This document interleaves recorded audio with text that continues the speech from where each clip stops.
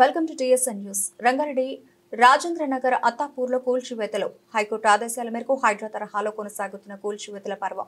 400 కోట్ల రూపాయలు విలువ చేసే దేవాదాయ ధర్మాదాయ శాఖ భూముల కబ్జా, 4 ఎకరాల్లో వెలిసిన అక్రమ నిర్మాణాల కూల్చివేతలు. దేవాదాయ శాఖ ఆధ్వర్యంలో భారీ పోలీస్ బందోబస్తు నడుమ కొనసాగుతున్న కూల్చివేతలు. స్థానికులకు అధికారులకు మధ్య తీవ్ర వాగ్వివాదం.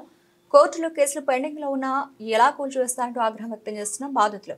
జేసీబీలతో అక్రమంగా వెలిసిన షెడ్లను తొలగిస్తున్న అధికారుల బృందం. అనంత పద్మనాభ స్వామి ఆలయానికి సంబంధించిన భూమిక గుర్తింపు పలుసార్లు నోటీసులు జారీ చేసిన స్పందించని వాయనం. దేవాలయం అత్తాపూర్కి సంబంధించినటువంటి భూమి 4 ఎకరాల 26 గుంటల భూమి వీళ్ళు గతంలో అందరు కలిసి ఓఏ ఫైల్ చేశారు. ఓఏలో వాళ్ళకి వ్యతిరేకంగా ఆర్డర్ రాగానే మేము అంటే ఓఏ వాళ్ళకు వ్యతిరేకంగా వచ్చినందుకు వాళ్ళు ఏం చేసి సీఎం వేశారు హైకోర్టులో. 534 అదే సీఎం 594 ఉత్తర్వుల ప్రకారం ఈరోజు ఈ ఈవిక్షన్ ప్రాసెస్ మొదలు చేశాము. ఆల్రెడీ మార్నింగ్ 7-8 o'clock వెళ్ళి స్టార్ట్ చేసినాం. సో వాళ్ళ ఇప్పుడు ఈ దేవస్థానానికి సంబంధించినటువంటి భూమిలో మళ్ళీ తొందరలోనే దీన్ని కమిషనర్ గారు పబ్లిక్ ఆక్షన్ పెట్టేసి లీజ్ ప్రపోజల్స్కి చేయడానికి కూడా ముందుకున్నారు.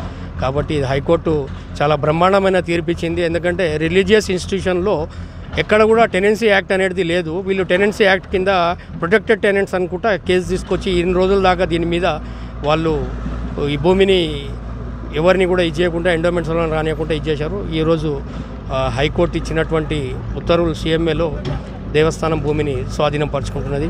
ఇలా మెయిన్ ముఖ్యంగా మీడియా పాత్ర కూడా చాలా ఉన్నది. అన్యాక్రాంతమవుతున్న ఈ యొక్క భూమిని చాలాసార్లు వీళ్ళు పేపర్ల ద్వారా మీడియా ద్వారా కూడా తెలపడంలో కూడా ఇది ఇలా స్వామివారు మీ అందరి ద్వారా మళ్ళీ వారి భూమిని వారు స్వాధీనం చేసుకోవడానికి హైకోర్టు నుండి ఉత్తర్వులు ఇచ్చినందుకు మేము అందరం ధన్యవాదాలు చెప్తున్నాం. మా కమిషనర్ గారు ముఖ్యంగా నిన్న చర్చించి ఇమీడియట్గా వెళ్ళిపోండి, go and take the position అని చెప్పేసి ఎస్ గివెన్ ద డైరెక్షన్స్.